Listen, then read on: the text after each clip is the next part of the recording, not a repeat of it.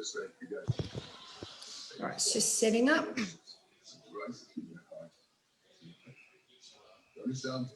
Sorry, it's just streaming. We're done. Perfect. Great, we're on. So welcome everybody to tonight's special Bleeding Disorder Awareness Week Zoom with Chris.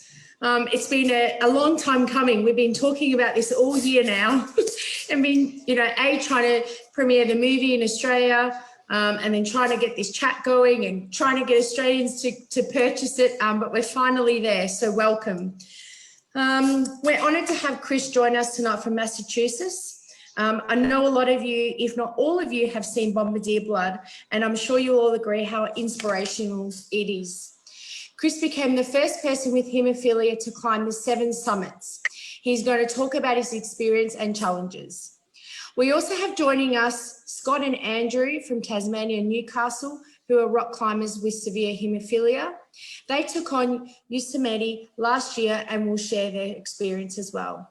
Following this, we'll open up to the panel and invite Ali Morris, physiotherapist from WA, and Petty McCarthy, nurse from Victoria, to join in. If you have any questions you want to ask any of our speakers, please use the chat feature and they'll get sent through to me and then I'll read them out. Enough from me. Let's start off with Chris. Thank you.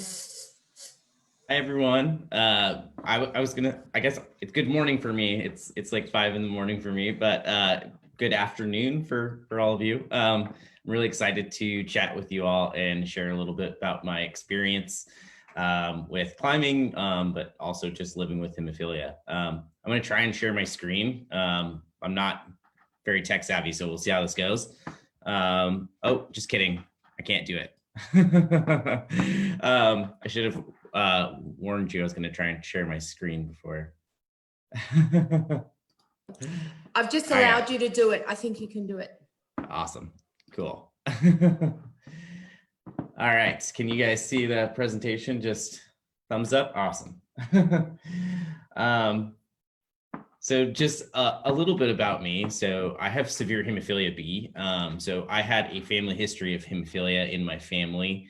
So I had my mom had 2 uncles with hemophilia. So she knew that I should be tested when I was born, but they had both passed away before I was born. So she didn't really know what hemophilia meant. So that was a pretty big surprise for her, having a child with hemophilia. So I have an older brother as well who does not have hemophilia. So yeah, that was the interesting diagnosis.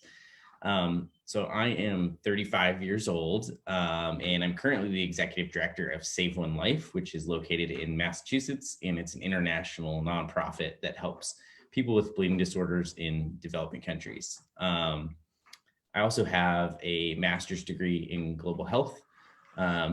Sorry, I just woke up my wife, I think. She just came up, closed the door. So I have a master's degree in global health that I just earned from Northwestern University as well. And I currently live in Salem, Massachusetts, which I don't know if anybody knows is like it's where the witch trials happened in the US. So it's like the Halloween Mecca, and it's October.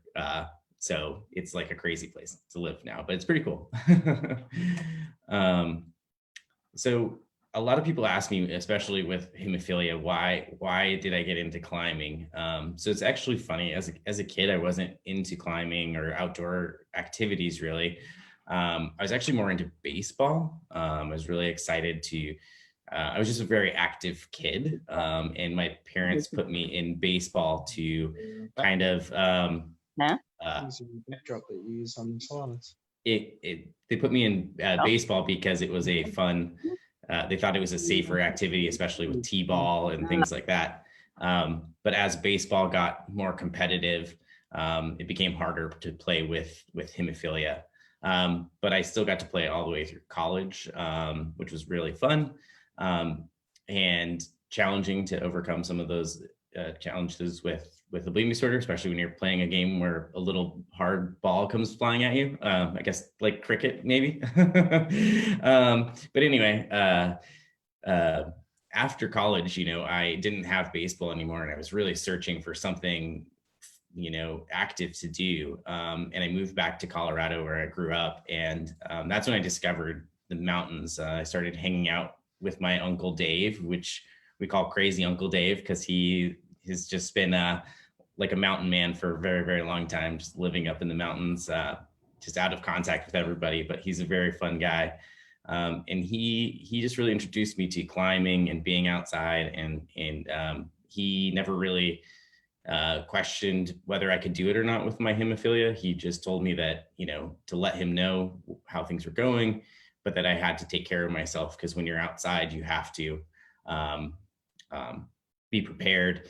And if you get into trouble, you're not just putting yourself at risk, you're putting other people at risk that might have to come help you. So he always just really emphasized, like, we can go do this, but you have to tell me if it's too much, or you have to tell me, and you have to take care of yourself by infusing and things like that. So the whole Seven Summits journey kind of started in a really interesting way. So, climbing in Colorado was really fun. It's an amazing state in the US to climb. It's got tons of mountains. It's wonderful. But hanging out with my uncle, he started telling me stories of this mountain called Denali in Alaska here in the US. And it's the highest mountain in North America. And his stories of climbing that mountain, which is a very difficult mountain to climb, and it's one of the seven summits, really sparked my interest in the seven summits and this concept of climbing the highest mountain on every continent. And so we started kind of thinking about how we could maybe do it, but we didn't really know where to start necessarily, or, we did know where to start, but we just didn't know which way we were going to start. And that's when I got an opportunity to go to Africa with my work. So at that time, I was working at the Hemophilia Research Lab in Colorado, which was really cool. I was like a pre-med person in college, thought I wanted to be a doctor, hematologist, like a lot of us with hemophilia want to be hematologists. But I realized then that you have to go to so much more school after college. And I was like, I don't know about that. But I got a job at the Hemophilia Lab, and my boss there, she got the opportunity to go to Kenya to help start a lab and clinic with Indiana University in Kenya. And after her first trip there, it sounded like such an amazing experience. I was just hoping she would invite me to go to help her. And so the second time she went, she invited me to go. And I was so excited. And I realized that Kilimanjaro was just a couple hundred miles away from where we were going. And I was like, all right, this is my chance to start this journey on the seven summits. And Kilimanjaro is probably the best mountain to start on. It's very easy compared to all of the other mountains. It's more of a hike. It's very high, but it's very manageable. So we took that trip. We planned that trip. And as we headed there, though, I think once we landed in Africa, that's my whole perspective on hemophilia ended up changing on that trip. And I wasn't really prepared or aware that that was going to happen. But when we landed in Africa and we went to this town called Eldoret, the first stop we made was actually at the hospital in Eldoret before we even started our work there. And there was a young boy, he was about 14, that had come to the hospital with abdominal pain, and they thought it was appendicitis, so they removed his appendix. And that was 2 weeks before we got there. And as we were touring the hospital and looking at the wards, the physicians I was with saw this young boy there, and he had just been laying there essentially bleeding out for 2 weeks. But when we saw him, he had, the very swollen joints, all the, classic symptoms of untreated hemophilia. And it was really, all the doctors were like, oh, we think he has hemophilia. And it just really opened my eyes to, like, he's 14, didn't know he had this condition. He's just laying there, like, just trying to survive, not knowing what's wrong with him. And it was just a really powerful experience. And then the physicians at that time had to guess what kind of hemophilia he had. They just assumed, guessed hemophilia A because it's more common. But the lab wasn't set up yet. We had just brought all the equipment, so we didn't have any diagnostic ability. And they gave him some factor VIII that we had brought. And luckily he was severe hemophilia A and was able to recover and leave the hospital while we were there. But it just changed my whole perspective on my life growing up with hemophilia, being able to play sports, be able to think about climbing mountains when other people around the world are just, trying to live. And so after that experience, we went to Kilimanjaro right afterwards. And while I was on that climb, I decided that, I fell in love with climbing on that one even more so. I was like, this is what I want to do. And I was like, maybe I can use the Seven Summits to bring more awareness to hemophilia and the disparity in care around the world. So that's where this whole journey and idea started. And from there, I got to climb a lot of all of these mountains, but just started trying to keep the momentum and picking a mountain and going for it and trying to figure out how to fund it and train for it and overcome a lot of challenges with hemophilia. Just like learning how to carry my factor when it was really cold and all these fun little, tricks that most people don't have to worry about. I got to do that. And so it was really cool. And then when it started coming time to start thinking about Everest, so that was my sixth of the 7 summits that I was climbing. I realized that, of all of the mountains, Everest is the one that most people have heard of. Nobody's heard of Aconcagua in Argentina, so if we were really going to bring a lot of interest to not just the story, but the mission of, helping people with bleeding disorders in developing countries, this was the one to do it on. And, I think the story with it is, there's this guy from the US that has had access to treatment his whole life, is going to try and climb this mountain. But, it's located in this country where care for that same condition is not even close to the same, and people are just struggling to live. And we thought that, story and that dynamic was really powerful. And so I reached out to another guy with hemophilia named Patrick James Lynch, who's now become one of my best friends, which is very cool. And he's a producer with hemophilia, and he, which I thought was really cool, is a guy with hemophilia that's also pursuing his passion, even though it, of making films. And it's me with hemophilia pursuing my passion of climbing, coming together to make this film. So I reached out to him and was like, hey, I have this kind of crazy idea. Would you want to make a documentary about the guy with hemophilia climbing Everest? And he, after one meeting, we were like, yes, let's do it. And we just really went for it. And it's pretty cool that we were able to make this. But yeah, so the first part, and I'm trying to be pretty succinct so we can do more questions and stuff. So if you have questions, please feel free to ask later. I also haven't had coffee yet this morning, so I feel like Zoom presentations are always a little strange too, because there's I'm just in my office talking. Anyway, so the first part of the documentary was probably one of my favorite parts. It was when we went to Nepal. We spent the first week while we were there just visiting the community. So we traveled to the hospital to kind of see what the treatment center looked like in Kathmandu, which is very different than the treatment center I grew up going to. And they had a very small fridge of factor for people to treat people. And that was pretty much the factor in the country. So that was really, astounding to see. But then we also got to go out to people's homes in and around Kathmandu, which was really powerful as well, to see where people live and how they would access that treatment center and factor. And so this is a young man in this picture. His name is Bhupesh, and that's me and Patrick with him, which is really cool. And his home was up on top of this, if you've seen the film, on top of this, hill area that was just so hard to get to from the road. And he lived on, it was a very muddy road that got there, and our van got stuck to try and go film there. And the whole time I was just trying to think about if you had a bleed and you had to go get your factor in Kathmandu and navigate this terrain. It was just really amazing to see, and just unimaginable for me to like think about having to overcome those things. And it was just really fun also to meet the community and get to connect with them. They were very amazing people. They're so welcoming in Nepal, and it was just a really wonderful experience to hear their stories and you know, be able to yeah, just hear those stories and connect with them, which was very, very cool.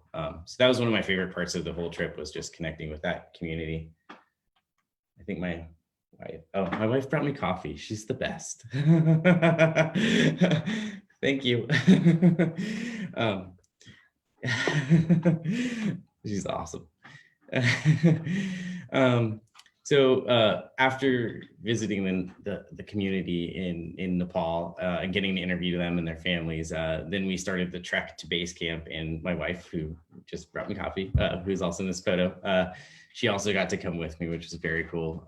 And the trek to base camp, I think what's hard to kind of conceptualize is the length and duration of an Everest climb. So once you fly into this place called Lukla, it takes 9 days just to get to base camp of Everest.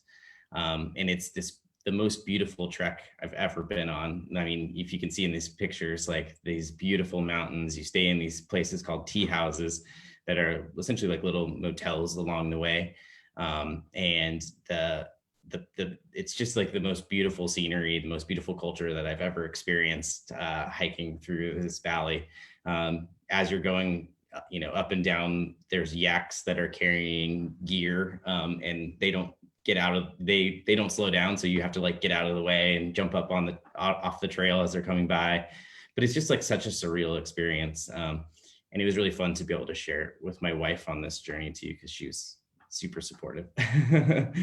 Anyway, so this is Namche Bazaar, which is like the capital of the Sherpa people. And it's a beautiful, wonderful city. They actually make really good chocolate cake there, which is really funny. Funny, yeah. Anyway,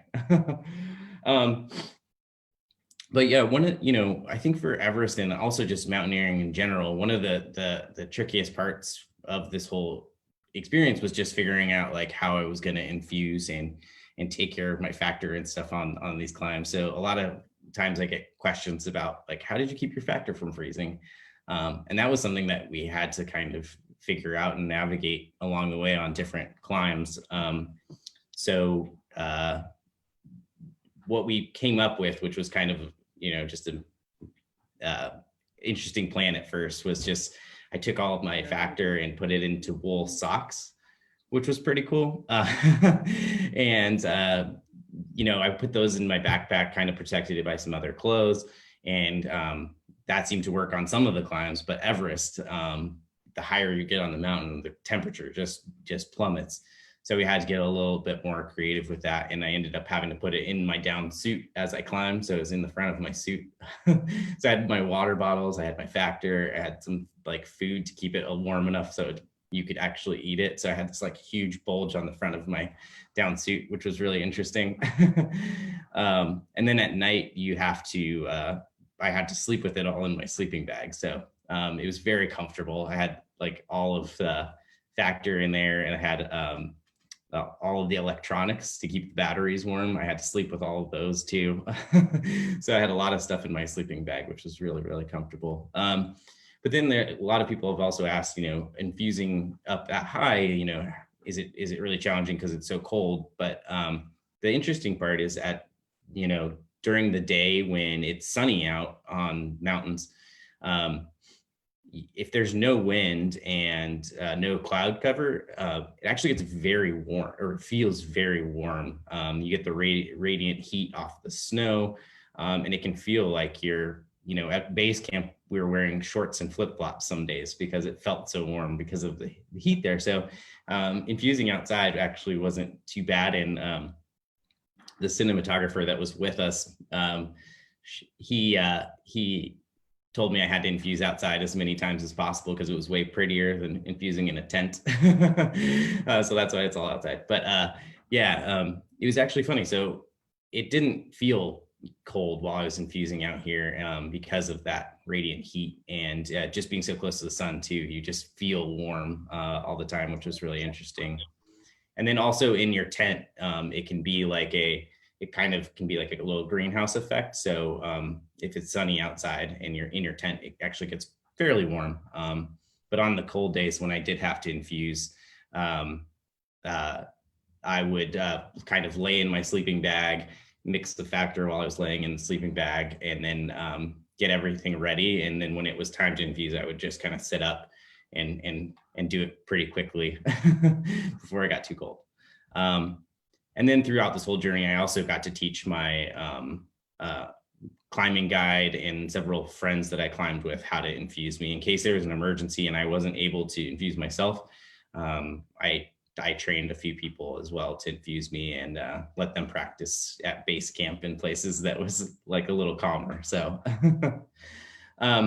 but yeah, the whole journey of Everest was just an incredible experience. And I hope you guys get to see the movie if you haven't yet and experience that. But it was a really cool experience. I think my favorite part about, well, there's lots of favorite parts about Everest, and there's also lots of parts that I was just like, what am I doing up here? This is crazy. But you know, when I was down in Kathmandu area, I had people with hemophilia, the people I met with hemophilia, and the nurses at the treatment center and doctors sign the flag that for Save One Life that I brought, and having that experience and carrying that flag to the top and having it feel like it was for the whole community was extremely powerful. And then it just felt like I had all the support from around the world, which was really cool as well. And I think one of the messages when I got back down from the summit and was looking at like Facebook, one of the messages came from, I think, Tasmania, Australia, which was just cool to see that like people from all over the world were like cheering me on. And it just felt like there was so much energy, which was really, really cool. So I'm sure you guys might have lots of questions about Everest, but we can talk about that more in a bit. But I did want to talk a little bit just about like some challenges growing up with hemophilia. So this is my embarrassing photo that I put in of me playing t-ball or something.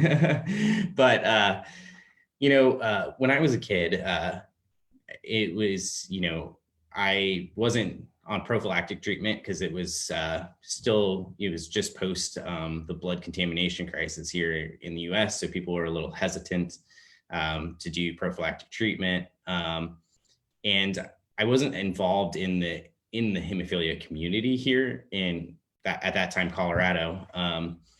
So I just remember a lot of the big challenges that I had, and I've heard this from a lot of people, is just feeling so different than other people growing up. You know, even though we have treatment in the US and Australia, it still doesn't help with those feelings as they come up. You know, I remember being in gym class, you know, and I'd have a bleed and I'd have to sit out and, you know, I'd have to be on crutches one day to stay off of a bleed. And then the next day I wouldn't be, and kids would, you know, tease me and say that I was faking because I was only on crutches for one day. And, you know, it was one of those it was a lasting challenge too. I think that feeling so different, like feeling different for so long. And then it's something that always exists in the back of your head too, that I think that it's hard to describe to people, is like, while it might not look like I have anything wrong with me, I put wrong in quotes because I, you know, but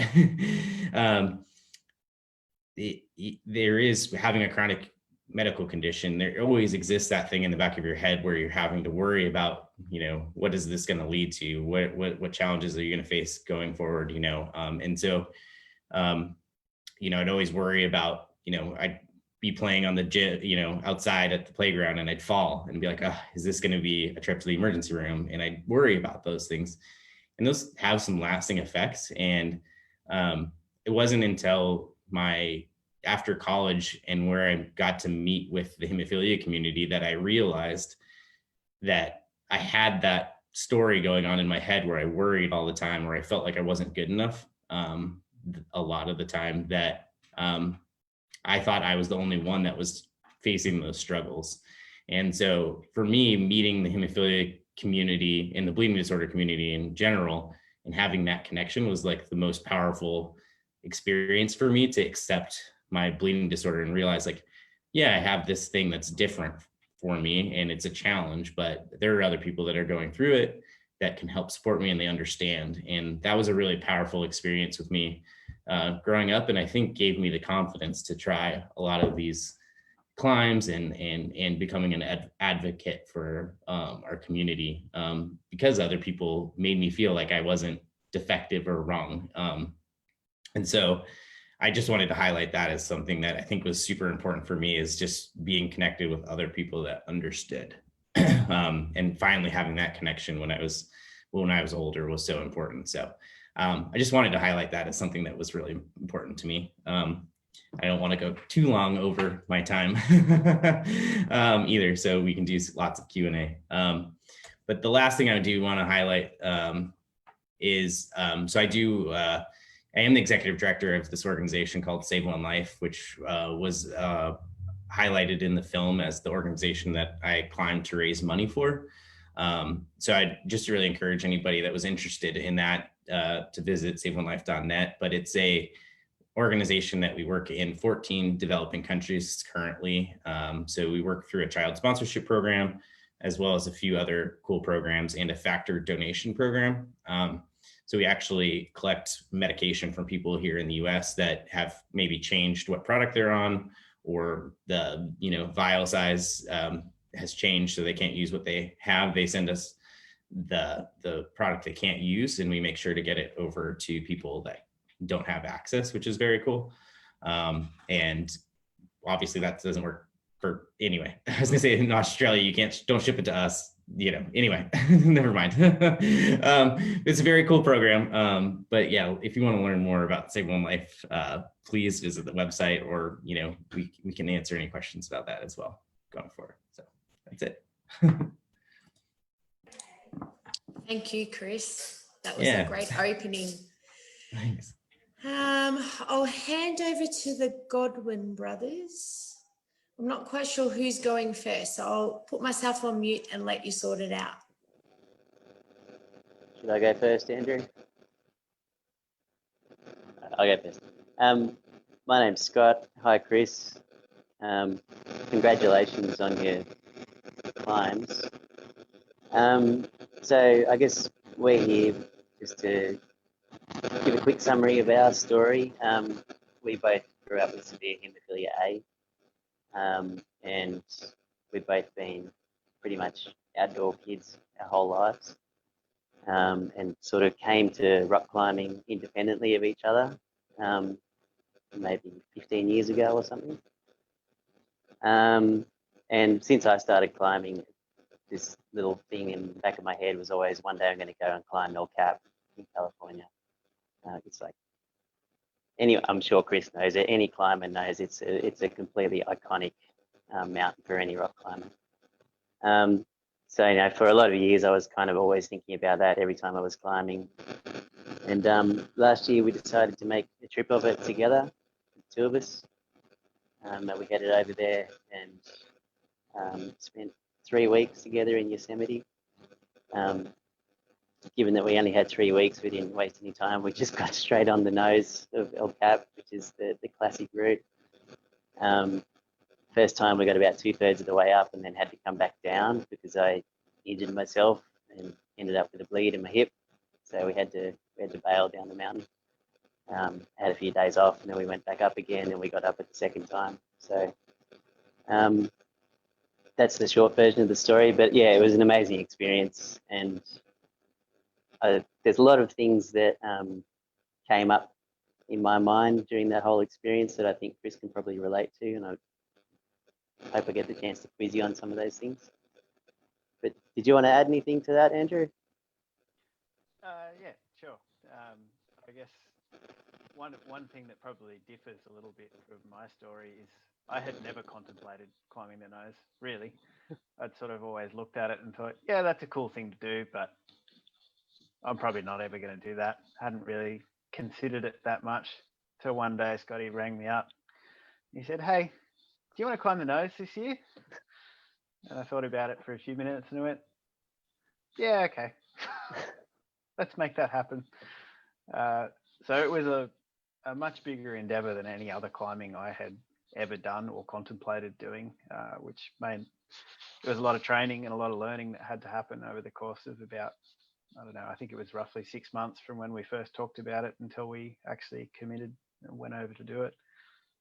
But the whole thing was a pretty amazing experience. And I guess there's a lot of parallels in terms of some of the thought processes that I've heard you mention, Chris, in terms of that feeling of privilege from growing up with good treatment and just being able to do these things and not really having any significant concerns about it.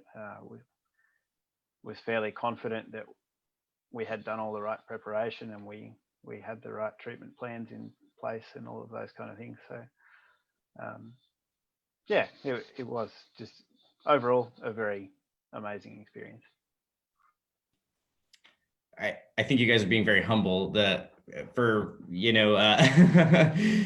the climbing world, the nose on El Cap is it's I don't know how many meters. Do you guys do meters or feet? Yeah. Okay. Well, I don't know how many meters it is, but it's thousands of feet. What is it? Over 3,000, 4,000 feet. About 980 meters, roughly. Yeah, and just it's one of the most iconic, hard climbs, which is just amazing. So when I saw that you guys had done that, I was just like astonished. That's awesome, guys. It's very cool. So just wanted to add that. Thanks. Well, thank you for sharing that. And I do agree, you are very humble and very chilled about it. But watching your YouTube channel, it took my breath away as well. So I'd like to invite Ali and Penny to unmute themselves, please. That's it, perfect. Now I've got a couple of questions here that have come through Facebook and on the chat as well. So I'll kick off, and I know Ali has a list of questions as well. An interesting question, and this came up the other night as well in our children and young people and exercising session. And a question was asked, how can I motivate my young adult kids to keep fit? And I know this is not related to rock climbing, but I thought it was a really good question to come up again. Andrew Salvaggi the other night was just talking about trying to find something that interests them. But in your experience, what got you interested in keeping fit? For me personally, I never had I was just always active. Like that was just the thing that I enjoyed doing, was being physically fit. So I don't think I ever had needed motivation. It was more, I needed motivation to sit down and like do homework. That was so just definitely different personalities, like I was always outside. I was always moving, playing. So, but I think finding that thing that makes you interested and wanting to be fit.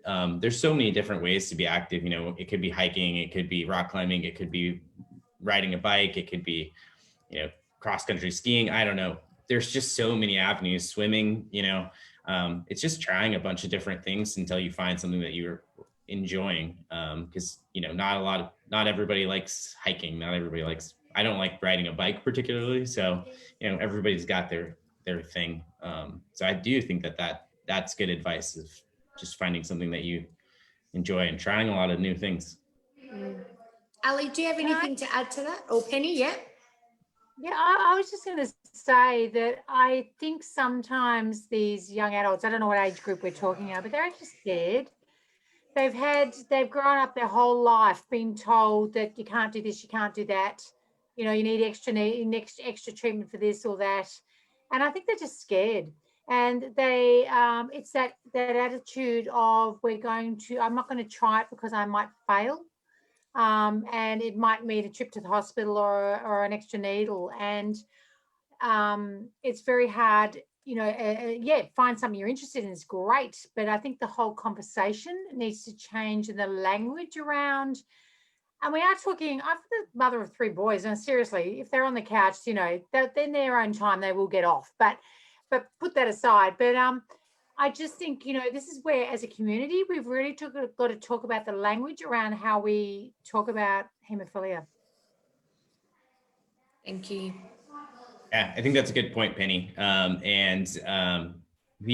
think I luckily grew up in Colorado, where our treatment center was very open to letting people try at a young age, different activities. And I don't know how, I'm sure you guys do in Australia as well, but yeah, it is scary. For me, it was to keep active playing baseball. It was just because I loved it so much. So like even though I was scared of those bleeds and the trips to the hospital, it was just like that excitement overcame it. But I can definitely see what you're saying of people being scared to try, but trying to use different language to encourage them to try. I think that's a good point. And I think if I can add on that, so just after you summited Everest, Chris, I did a talk at the Australian Haemophilia Foundation meeting, and actually your summit of Everest was on the front screen of my opening slide, along with Alex Dowsett, and and the title of that presentation was "Not Everyone Wants to Swim," and I think that it's not also getting the children, the young adults, to realize that it's okay. It's also giving the parents the ability to let them try. And also, I think in some areas, it's also with, there's plenty of the doctors that still have this. I've got plenty of boys that want to play elite level soccer, and yes, they do come in with injuries and things, probably no more than my son, who doesn't have haemophilia and seems to spend his life with injuries. But it's about finding that balance. And I think that's, one of the super important things. And it probably sort of leads on to one of the questions. I'm going to jump in and ask a question. Preparation is obviously the key to success. How involved, the training that must go into climbing Everest or climbing that ridiculous mountain that you boys climbed. I just kept looking down going, that's just scary. How involved were your physio? Was it your physio team that helped structure your training program? Because I'm assuming it must have been a very long training program to get you to that point, or was it all done by climbing guys, or how did you manage that? Yeah. So yeah, the whole treatment center staff was very involved in all of this process. But the particular training program that I used was through a climbing, a guy from Colorado that does endurance training.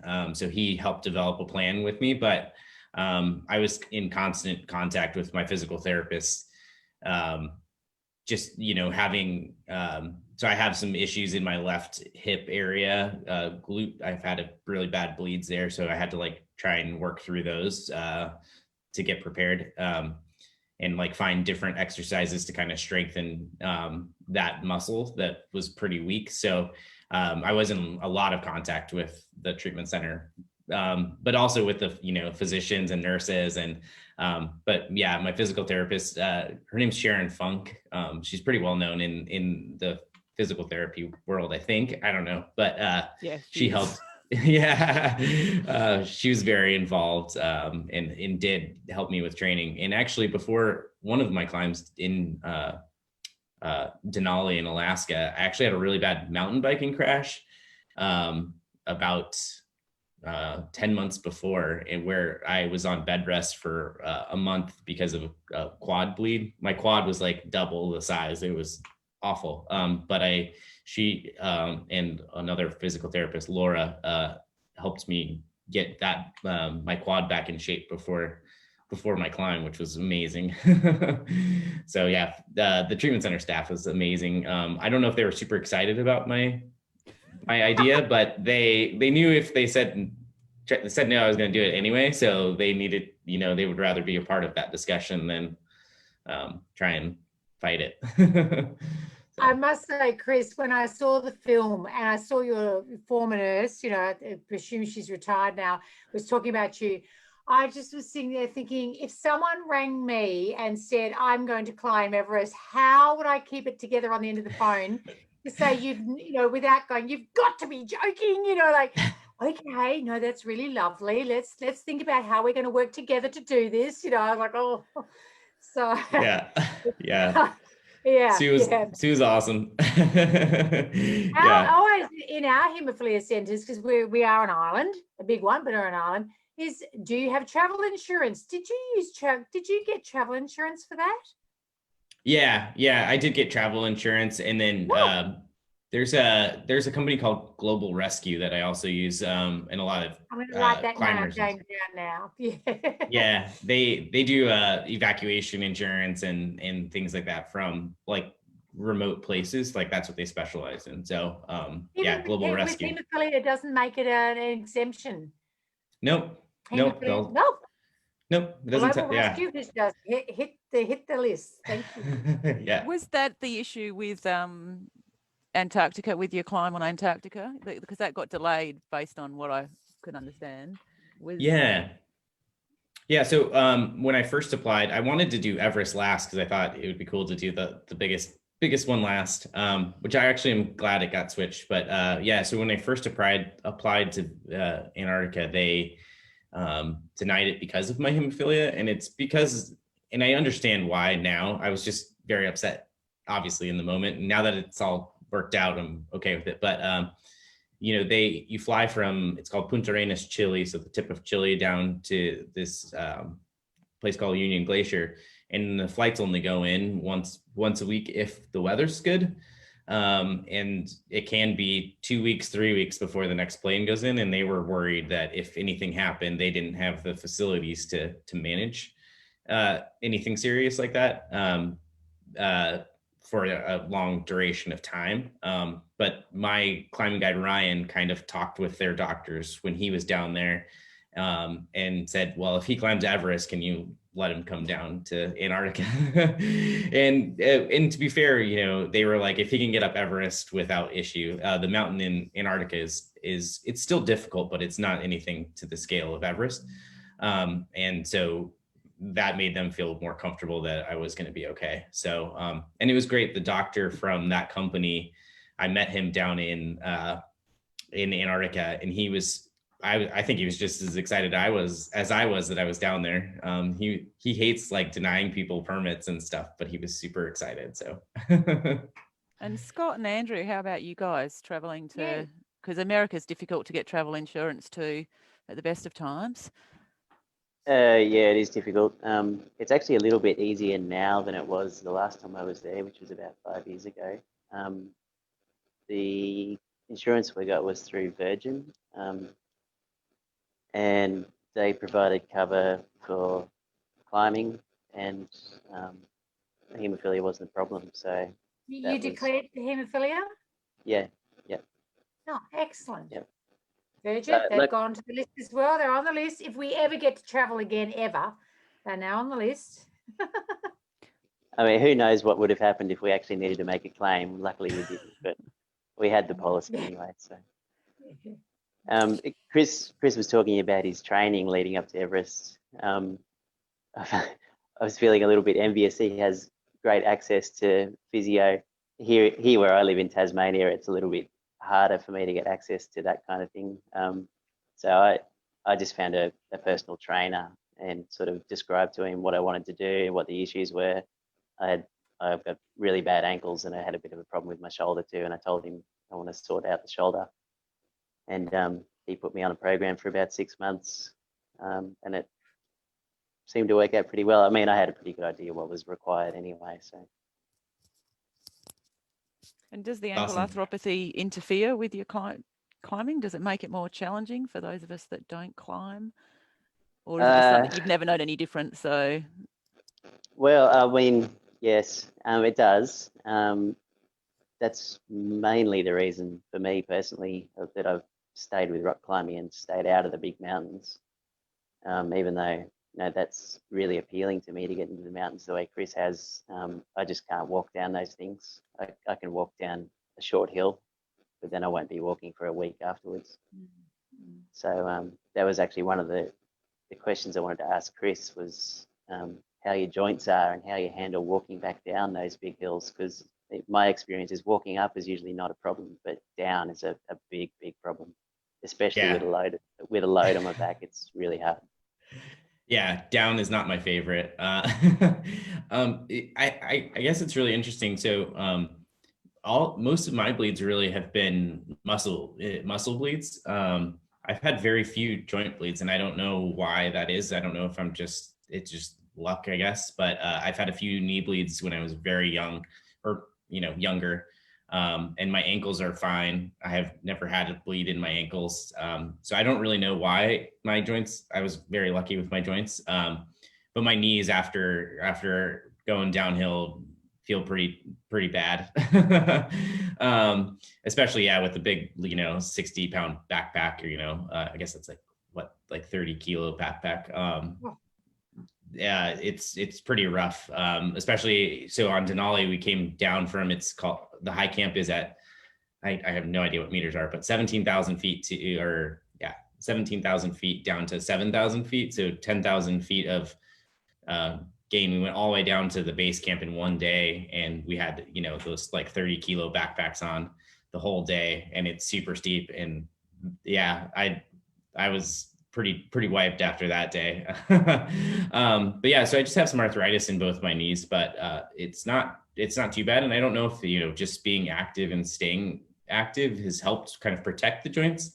I would leave that up to a physical therapist to confirm or deny, but I think that maybe has something to do with it too. But yeah, I've heard, especially with the ankles, that especially downhill is really challenging. So, but yeah, I've just been lucky with not having too many joint bleeds. So I don't know. Scott and Andrew, can you touch on how you, but when you're planning the climb, talking to your HTC, helping you actually take off, and then, treatment while you were there, all that sort of stuff? Your relationship with him and... Yep. I guess I had pretty minimal contact with my treatment team about the whole trip. I did let them know that it was going to happen a few months ahead of time, just because I'm familiar with overseas travel. You've got to get permission to take product overseas, and I knew that I would need to take additional factor with me for the trip. In terms of developing a treatment plan, I'd kind of made most of those decisions ahead of time on what I thought was the right choice, and I just ran that by the hematologist here in Newcastle, and he sort of said, yeah, you've done this sort of thing before.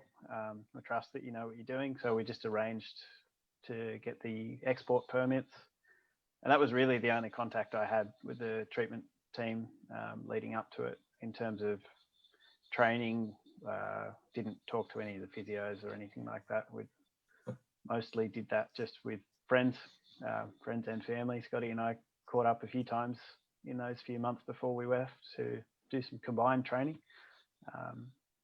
Other than that, really, we just kind of made it up as we went along, to be honest. Can I ask, boys, all of you, the three of you, did you change your prophylaxis regimes while you're away? Like, I'd imagine, Chris, you're factor 9, you're on twice a week. Andrew and Scott, I'm not sure if you're factor 8 or factor 9, but I imagine it was at least 3 times a week if it's factor 8. Did you change your regimes while you were doing these climbs or while you're away?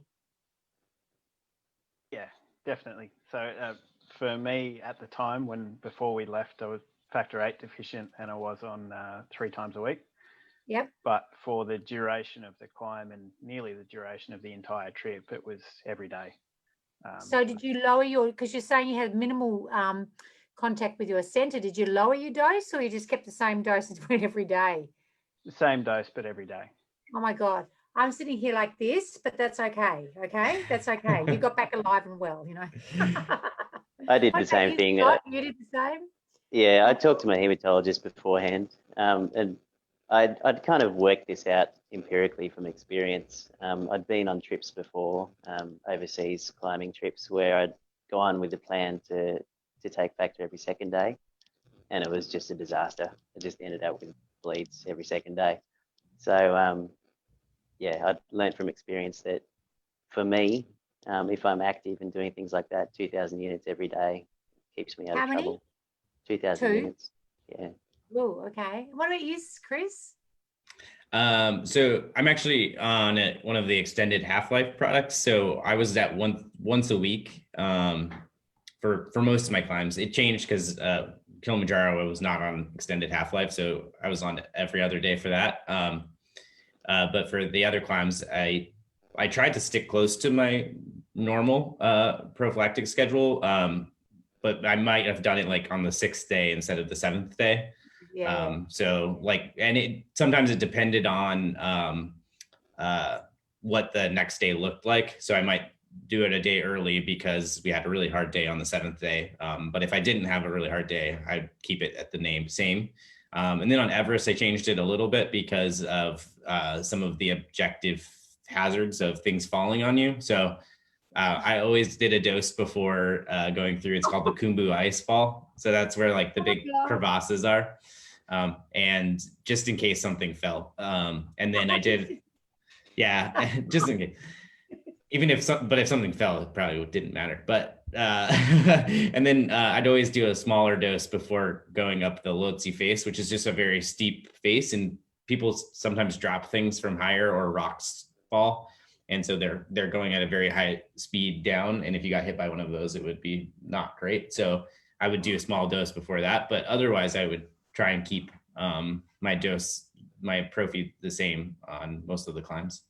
Do you know, I'm not your nurse, but I'm sitting here having an anxiety attack on your behalf. Thank you. The thing, so I got from the film that you were on an Octapharma product at the time.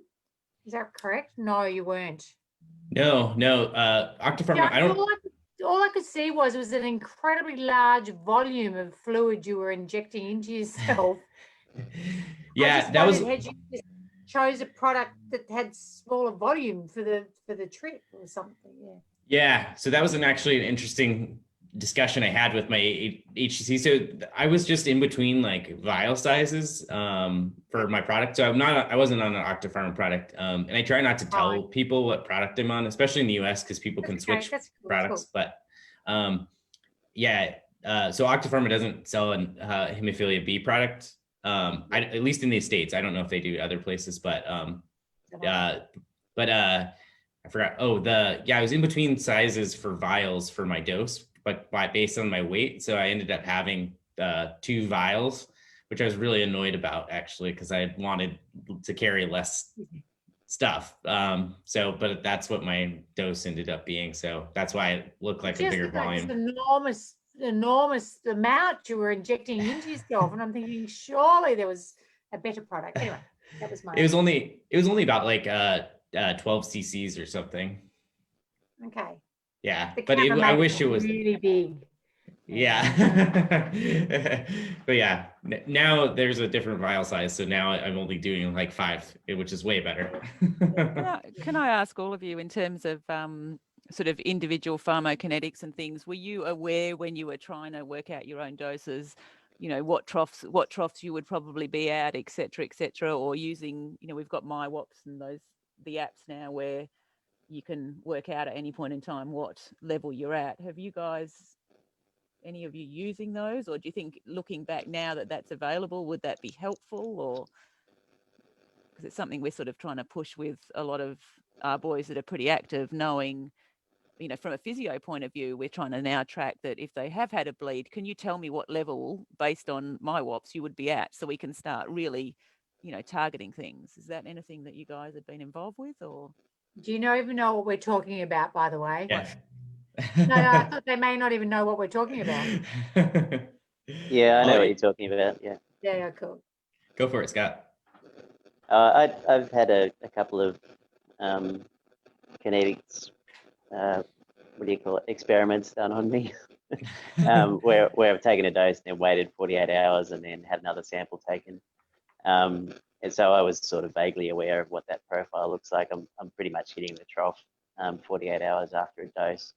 What I haven't ever seen is any data for a different dosing regimen if I was having a dose every day.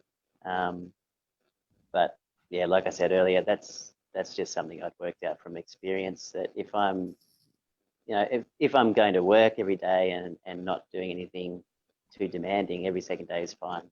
But if I'm doing a lot of walking and carrying loads and stressing my muscles, then yeah, it's not enough. And every day works and stops bleeds. And for me, when I especially switched to the new product, the extended half-life product that I'm on, we did do a whole PK study. And so I know my trough level is like 10%, I think, which is really good. But that's why I would do sometimes the dose one day early if I knew the next day was going to be really hard, to make sure it was a little bit, higher than that, just to protect myself a little bit better. But I don't, when I'm not doing climbing stuff, I don't really think about it. I just do it every 7 days. But but yeah, I do know what my PKs and stuff look like. I've got a question we're changing tack totally. In the film, it really hit me that you've said in your presentation tonight that you really weren't involved in the haemophilia community early on. Mm-hmm. If you were talking to a group of parents, perhaps with young boys with haemophilia now, would you recommend that they take their kids to camp and get them involved in the haemophilia earlier on than perhaps you did? Yeah, I think I would have loved to have been involved earlier, just because I didn't know anybody else with hemophilia growing up until after college, really. And so, especially in college when I was, trying to play baseball, it would have been great to be able to talk to people that understood what bleeds were like and the frustration that you feel sometimes when you want to be physically active and do something, but your body is just not keeping up. And I just didn't have anybody to talk to about that, those thoughts. And it was really hard. I just felt very lonely and so, I've struggled with like depression because of that for a long time. And I think it could be other things too, but I think that had a pretty, profound effect of not just feeling very alone with that, and not having anybody to like just reach out to and be like, man, I'm having a bleed. I'm super frustrated right now, and have somebody actually understood what that meant.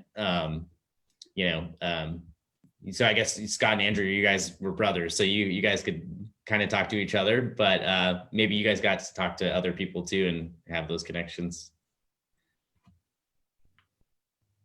Yeah, I mean, when we were growing up, our parents, who are also somewhere on the line here listening in, I think, did take us along to family camps quite a few times. So I guess growing up, we did have some interactions with other haemophiliacs, but because we lived in a reasonably, I won't say isolated, but a smaller country town, there weren't a lot of haemophiliacs in our town, and it was, usually quite a long distance to travel to get to those family camps. So it wasn't something that happened on a regular basis.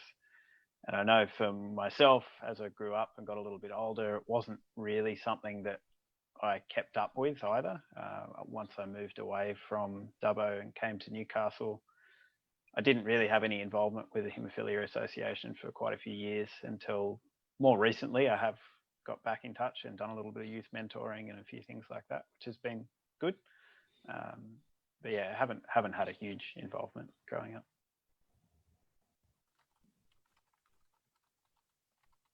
I have a question that's come up on the chat. How do you deal with the negatives of having a bleeding disorder? The negatives of like just perception, I guess, probably. Yeah, I think so. Well, I think that kind of goes along with the being connected with the community. For me, I had a lot of negative perceptions of it, and I didn't really accept my bleeding disorder before I got connected with other people. I hated having hemophilia, and I really resented having it. And I didn't talk about it with other people. I didn't really share because I didn't want them to judge me and think differently of me. So even my baseball teammates, in high school and college, I would tell them that I had hemophilia, but I would really downplay it and be like, oh, it's not a big deal. I just have to do this thing every once in a while. But I just didn't want to talk about it. I just try to avoid it at all costs. And now that I have been connected with the community, I realize that it shouldn't be something that I'm ashamed of. It's nothing that was in my control. I was just born with it. And I think it's helps me, realize how to overcome challenges and be really resilient. I think that's something about people with bleeding disorders. They're very resilient people, pretty stubborn people too, but but we, and it also, I think, has taught me a lot of empathy and compassion for other people. And I think that that's something that I'm proud of now, and like way more accepting of my condition. So, yeah, I think it's just been surrounding myself with people that understand it, and then like realizing that, it's something I shouldn't be scared to, or have to feel like I have to hide. It's just something that I should be proud of overcoming the challenges, Another question, there's some brothers with severe haemophilia A in WA, and they want to know, have there been times when you have gone against the advice of your HTC? And that can be to the three of you.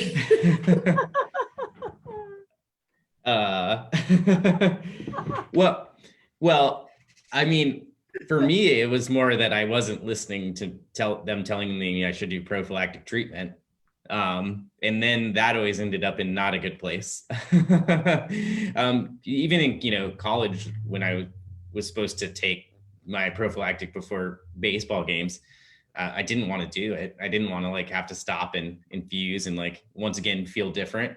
And so I didn't do it many times, and I ended up with some of the worst bleeds I've ever had because I didn't follow their guidance on that. But otherwise, like, I think my HTC has been very like open to the physical activity stuff. So they've always just been like, well, they've just helped me figure it out. So they've always tried to give me good advice about stuff. I want to hear Scott and Andrew's answer to that question. I don't think I've really had any advice from a treatment centre that I didn't follow in particular. But one thing that did spring to mind straight away with that question was that years ago, not long after I started climbing, I was climbing on a little indoor climbing wall at my university, and I fell off near the top, and without going into all the details, there was an accident, and I hit the ground, which shouldn't have happened, but I hit the ground, I broke my arm and ended up in the emergency room, and spent a couple of nights in hospital. And I remember one of the doctors that came to see me while I was there said to me something along the lines of, rock climbing is a stupid idea, you shouldn't be doing that, even for someone without haemophilia. And I immediately dismissed that. But yeah, that's always stuck in my mind as a really bad piece of advice, and I'm really glad I didn't take it to heart, but somebody else might have done that. And I hope that other medical professionals wouldn't have that kind of attitude towards any patient, regardless of whether or not they've got haemophilia, is to tell them that they can't do something. I think that's the wrong attitude. Unfortunately, I think it is still happening, but it's not happening through haemophilia treatment centres who are educated about haemophilia. It's happening when they go off to see the orthopaedic surgeon about something, and they're, who probably sometimes don't even know what haemophilia is, I think. And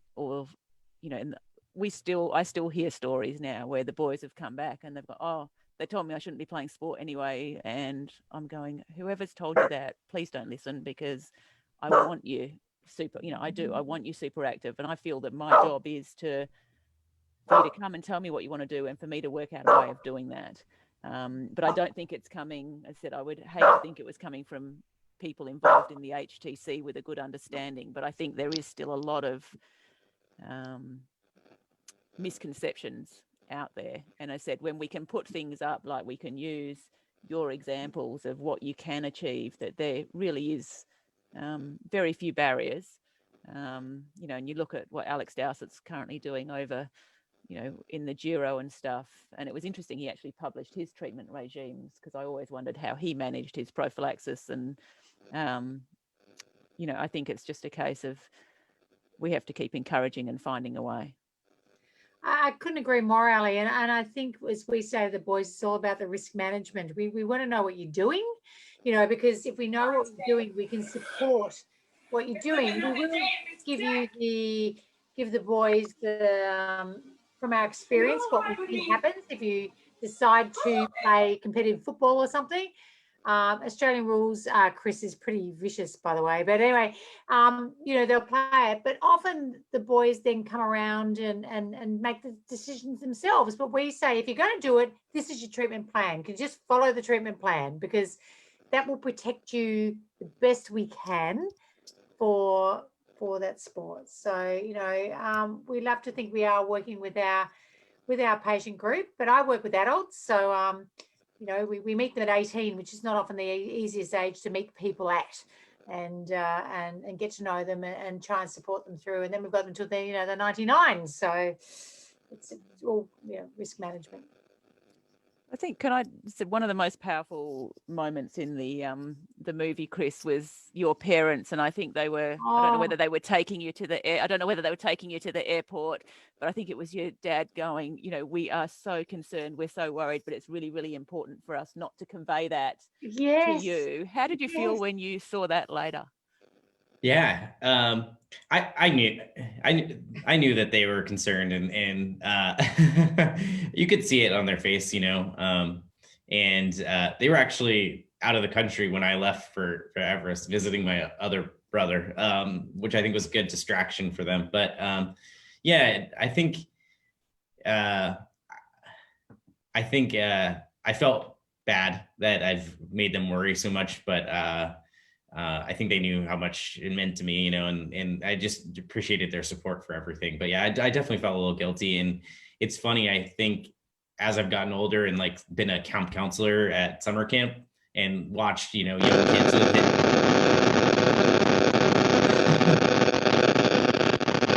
Something, there you go. I think, as a camp counselor, seeing young kids with hemophilia, jumping off rocks and stuff and being their counselor, and I'd be like, oh my gosh. And then I'd be like, oh, I get what my parents went through. And I'm like, so I've definitely apologized to my mom for, she blames me for all of her gray hair, which is probably fair. I've apologized to both of them about, the anxiety that I've probably done. And I have a lot of respect for, parents of kids with bleeding disorders. I can't imagine how stressful that is, and how hard and how much people worry. But I appreciate how many amazing people have come out of this community because their parents, were advocates for them and spoke up for them and encouraged them to try things. So it's cool. Chris, one of the bits in the film that got me, I was like, oh my God, was when you were putting your needle in and you missed, you didn't get your vein in the vein. Yeah. And I'm thinking, I've just seen you walk across, 1,000-foot chasm across a bloody metal ladder. You could die on that. And you appeared more upset about missing the needle than you were, the terror of walking across that gap in the earth. I don't know how to describe it. And I'm thinking, and it really brought it home to me that, we've got to work so hard for you guys to, this is a horrible disease, to have to stick a needle in your vein a couple of times a week or every day or whatever you're doing. It's it's horrible. And it just brought it home to me.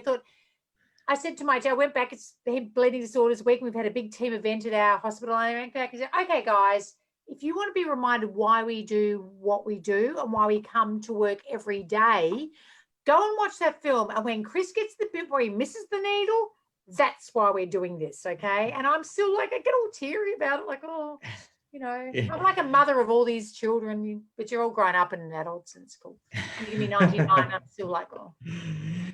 It's actually funny. I consider all of my treatment center staff that I grew up with, my, second and third moms, and, it's great. And they've just been wonderful taking care of me. But yeah, for me, the infusion part's the scary part of all of this. I hate it every time. I still hate it. Yeah, it never gets no. Easy.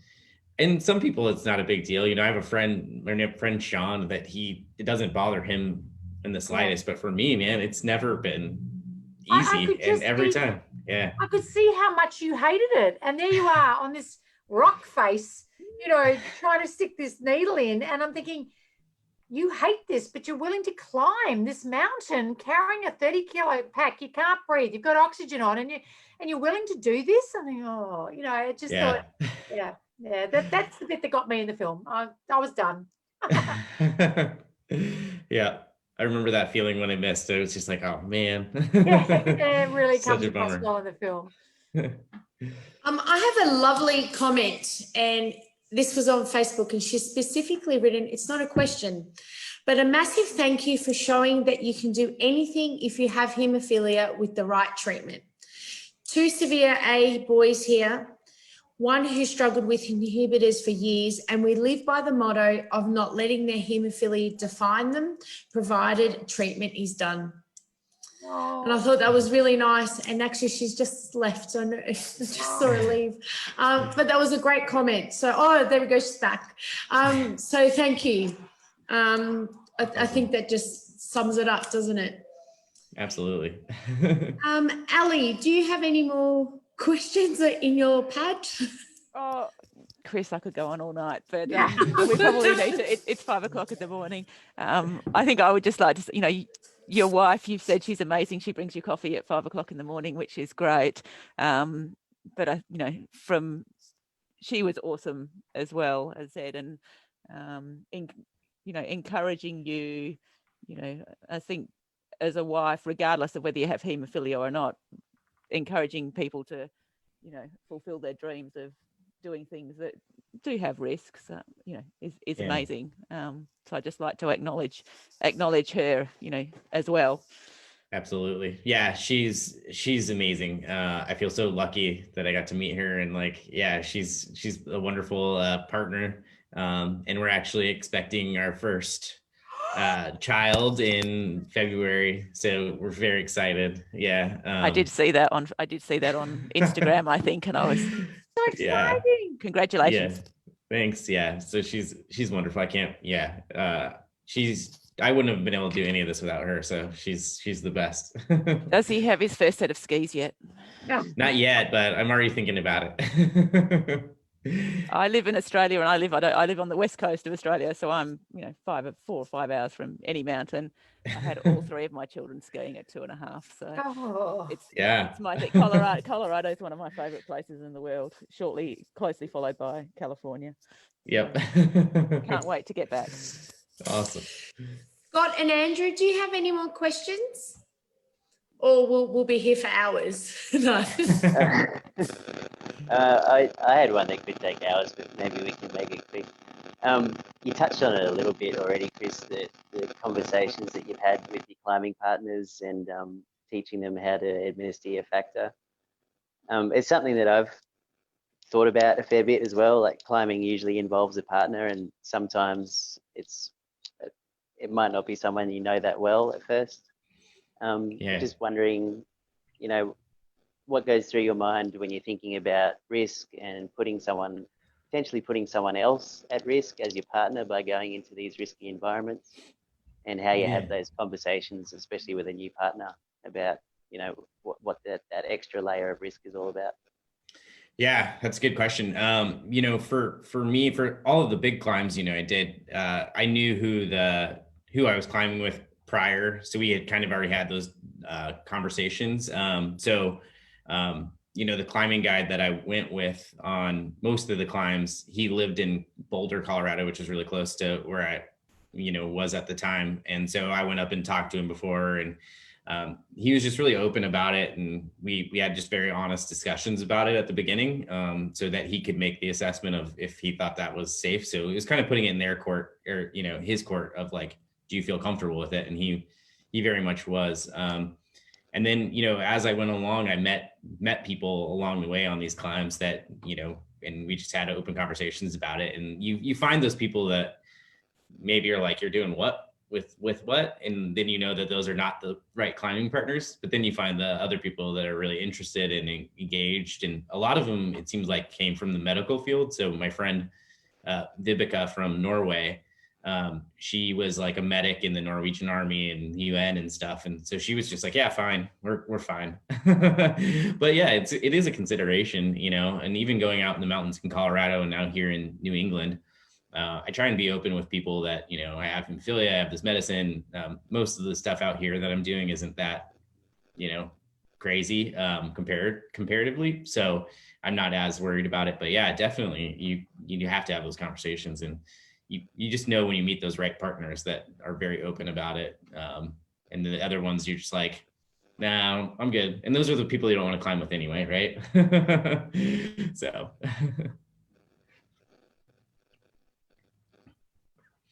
Okay, well, I think we'll wrap it up because I think Chris will have you here all night. But thank you very much for your time. We hope to see you down under soon, one day. It'll be great to have you here. Thank you, Scott and Andrew. Yeah. And Tasmania, did you say, Scott? Yeah, great climbing in Tasmania. Yeah, I've seen some pictures. It looks awesome.